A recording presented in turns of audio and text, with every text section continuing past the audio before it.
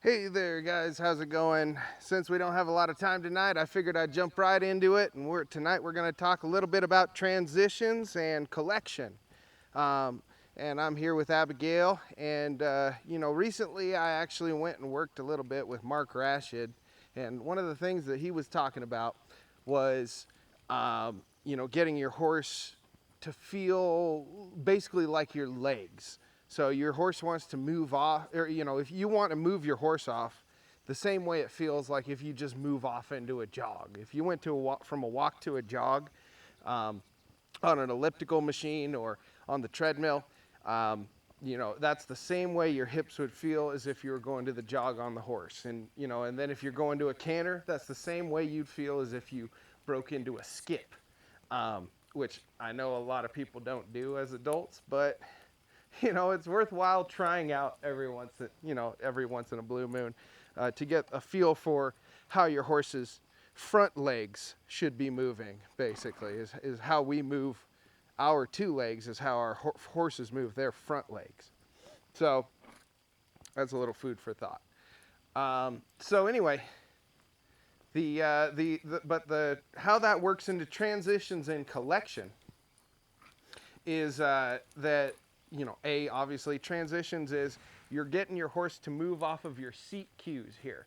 So your horse is becoming more sensitive to this area, and using your legs or your stick or your spurs becomes a lot less necessary, because they're starting to listen to you a lot more. The other thing is you're wanting to look for your horse to get into a nice collected frame. Obviously the softness happens through the neck first. If you drive into the nose before you gain the softness in the neck, then you're just driving into a brace and all the energy just kind of bunches up wherever the brace is. But and one of the things about Abigail is she's an extremely sensitive horse. So she does have a little bit of a brace, if you brace in your body, but really her thing is she gets hyper mobile. So she flexes, almost gets behind the bit is what some people kind of call it. So if I pick up on as I come around this corner, if I pick up on both reins and just have no legs on, you see how she droops over and then her ears kind of get lower than her withers here, and the top of her neck is kind of flat. So that's where what you call hypermobile. And the way you want to fix that is to just lift one rein or the other, not both, one rein, and ask her to flex to the inside or the outside a little bit. And you see that causes her to realign and make this part of her neck the highest part when she gets flexed up and she's moving along. So, um, the way you'd want to probably structure this exercise is however long you're holding the reins, however long you have pressure on both reins, that's how long you want to then release the pressure after the fact. So if I pick up here and she pulls on me a little bit, so I kind of, then I ask her to collect a little more. There she finds it. So then I'd release her and have her travel for about a quarter circle on a loose rein. That way it gives you a little bit of pacing with this exercise, and it gives your horse a little bit of time to recover and sort of digest that thought a little bit more.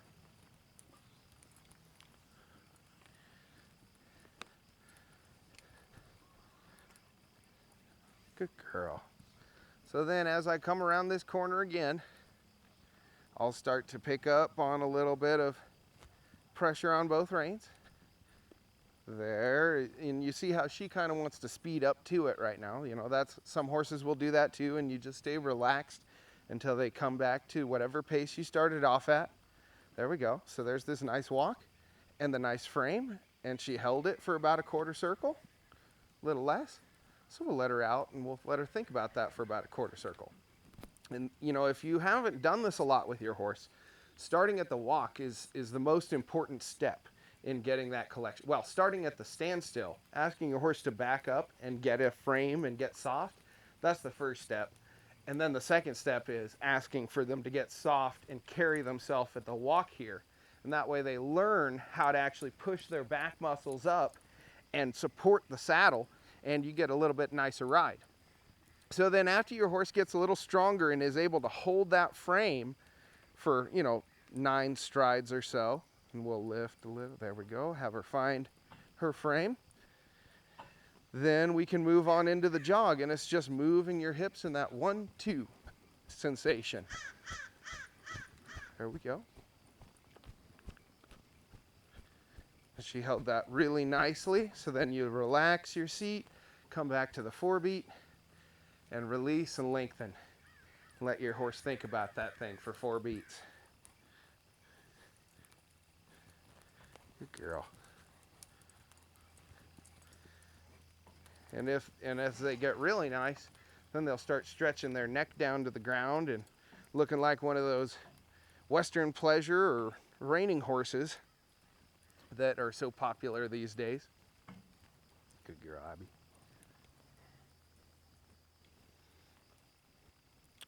We'll ask her to collect again. There we go. Move up into the jog. There we go. And then once you're in this space, there she's having a little trouble with it, so I'll sit a little taller, kind of tuck my tailbone. There, encourage her to carry that saddle a little bit more. There we go.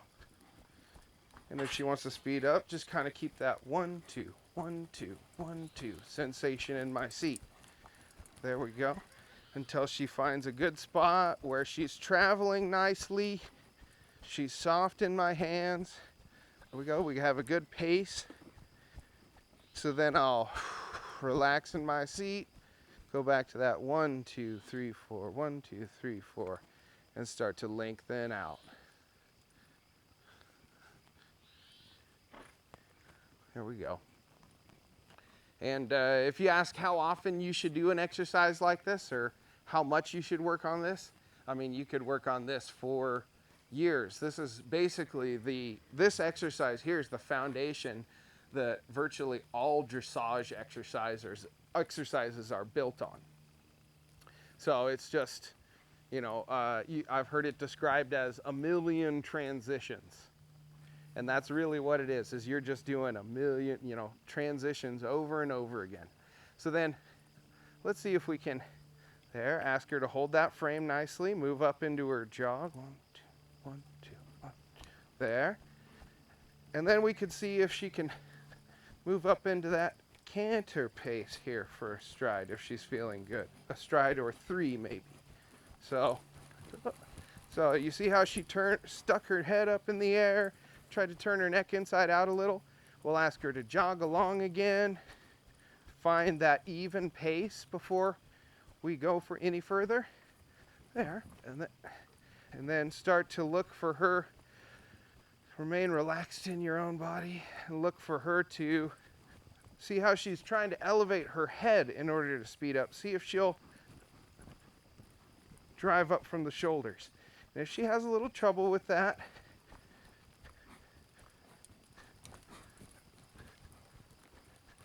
no big deal, Abigail. We could ask her for a jog for another second. And relax out, take the pressure off, and we'll go back and try again. We don't want to create anxiety around anything. And she's such a hot little horse, sometimes she can get a little anxious about those types of things. There you go. Good girl.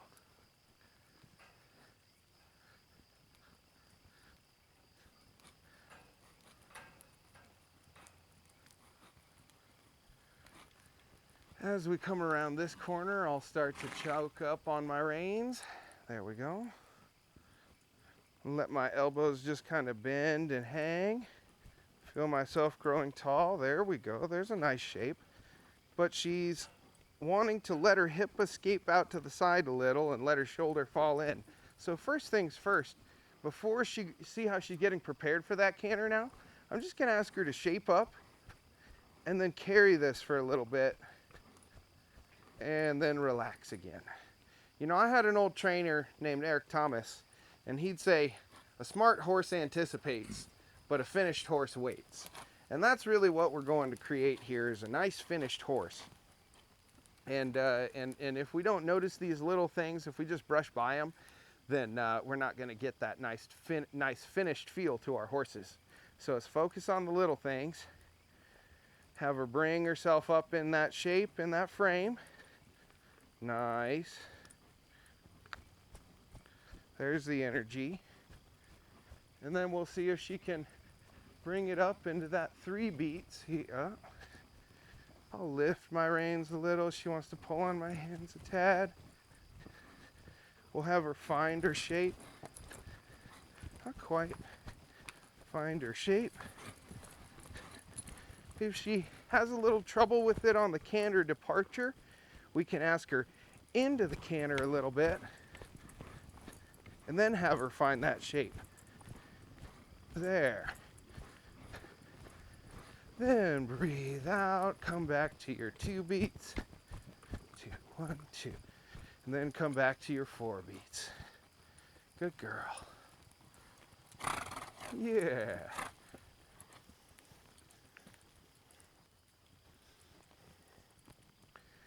We can have her turn,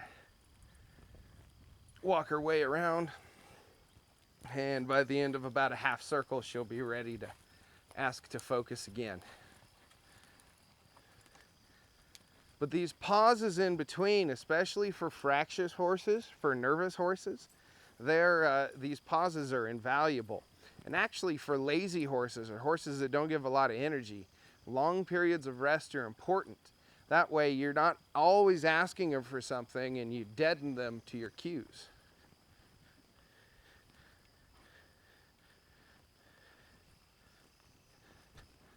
Look for her to find her shape first. You see how she put that brace in her body this time? There, we'll find her shape. Then she can move up into that jog sensation. Good. Then we'll have her move into a canter. There. And we'll have her find that shape for a few strides.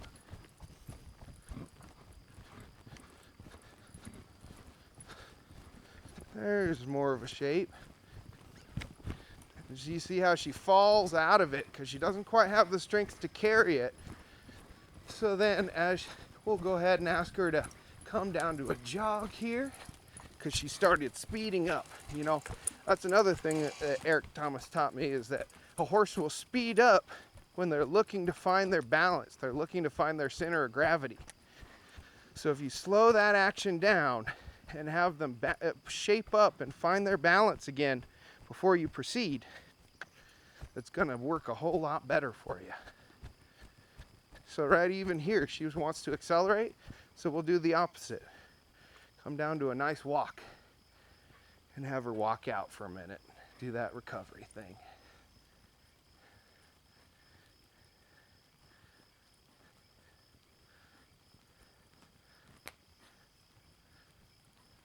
And she's getting excited about this because she likes to move out and she likes to run around.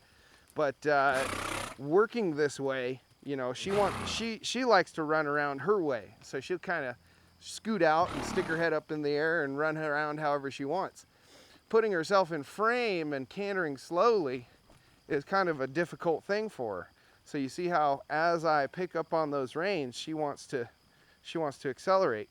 So what we might do is just have her, and then now here she's kind of leaning on my hands. So that's a time where you can drive a little with your legs and have your horse coil up. There you go. There, very nice.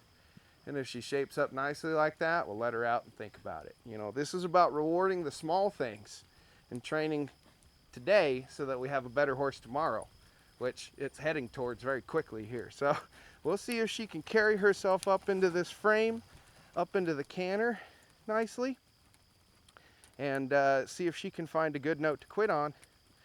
And that way all you guys can go out and try this with your horses. So she's picked up her frame nicely at the walk here. Down this next side, we'll ask her for a jog. There we go. And then out here, we'll start to think about that canter. And see how she kind of sped into it? Let's have her slow down, find her shape again. And then there's a little nicer actually. And you see how she wants to speed up into it again? So, a lot. So then what I might do is just have her find her frame again, collect up, collect at this, there we go. You see how she's kind of fighting, there we go, trying to keep the canter going, but changing leads and flagging her tail. There. Now she's found her pace and she's found her shape. So in a second here, there we go. Drive, drive, drive, drive. There. Drop down into the jog. Keep her, frame her up. Look for her to jog. And she's a real active horse. She does a lot of melodrama when she gets out of shape.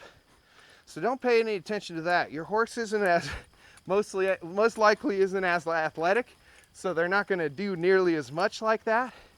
But what she was doing was she was trying to basically send her hips the opposite direction of her nose in order to make it easier and decelerate. So what I did is I just sat back and put her hip back in place. There. And you see now she thinks that means canter up, so we'll just have her feel that for a second, shape up, slow down to that walk feeling, and then loosen up and walk out. There she goes. Nicely. Nicely done, lady. Frame up again. Now, move up into your jog. Good. Shorten my reins a little bit. That way I can let my arms relax and hang, and I don't have to pick up on the reins at all. And then see if she can find that place where she put her hips back in position. Find that place where she wants to go to the canter. See how she's hot footing. She's 1, 2, 3, 1,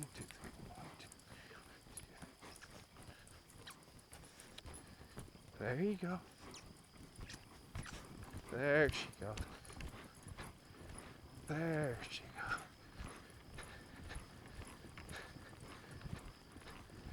goes. And down to the jog. And down to the walk. Good girl. And she's finding it fun to get out and move tonight. So she's giving me a little bit more of an athletic or a crazy motion than normally most horses do, or even she does normally. But for whatever reason, she just decided she either wants to hot trot when we're going up to a canter, or she wants to canter in place when we're going down to a trot. No big deal. We'll have her find her way, because she's just figuring out what works. So there's the nice jog. See if we can move back up. That was too fast. That was just a scurry. Up into the nice jog.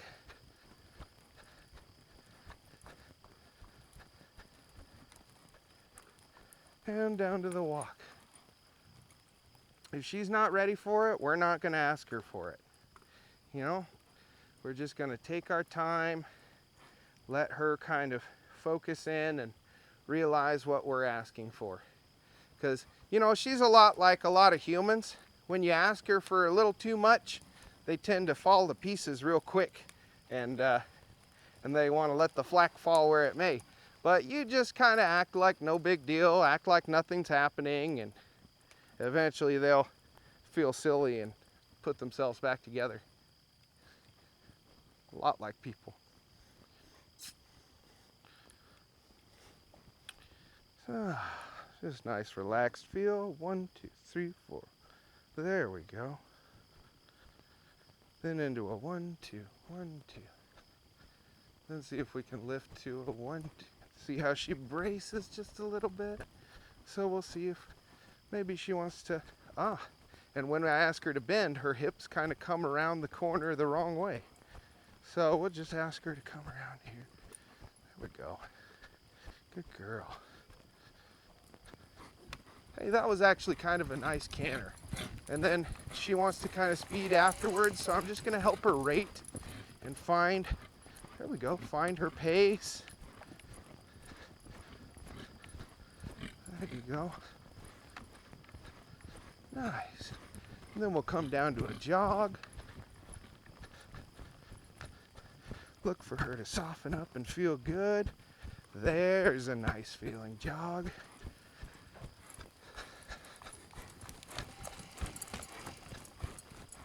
See if we can, there, oh, almost. She almost gave us, there's a nice feeling canter. Came from the hips. So then we come down to the jog. Good. And you see how she really tries to scurry when she finds she doesn't have enough strength. So our big thing right now, when dealing with a horse, there we go, that doesn't have enough strength to carry that shape for very long, is just allow them to feel it, move in frame, and then bring them back down and let them come back out and release. But that's the big thing. I'm excited to show you again after a little while when we build Miss Abby up and build her muscles up, show you what she looks like after that. And how much slower she can canter. You see, because even right now, after I release, now she's like really hustling on her front end because she's sticking her nose in the ground, and it's almost like there's extra weight over her nose. So if we can show her, there we go, how to see how even that, just by lifting her head a little, it put her weight onto her back end. And that's a little too high. Find the medium ground. There you go. There, find the medium ground, keep it moving, release. Good. So, try a little bit of that at home. Frame your horse up, move up to the speed that you feel like you can get to with him. She lost herself there a little. We almost had it good. So then we'll, there. There you go. And relax only. Good girl, Mare. One more time. Flex up. Try this at home. Flex up, frame up, move up into your next speed. See if you can hold a nice sensation there.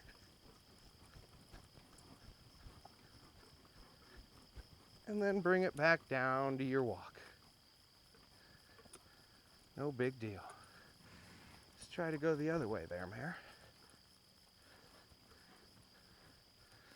Into the frame. Up and up. There's the frame. There's the frame. Up into your jog. And then down to your walk. There it is. Lengthen out. And let your horse go home for the evening. That's it. Hope you enjoyed.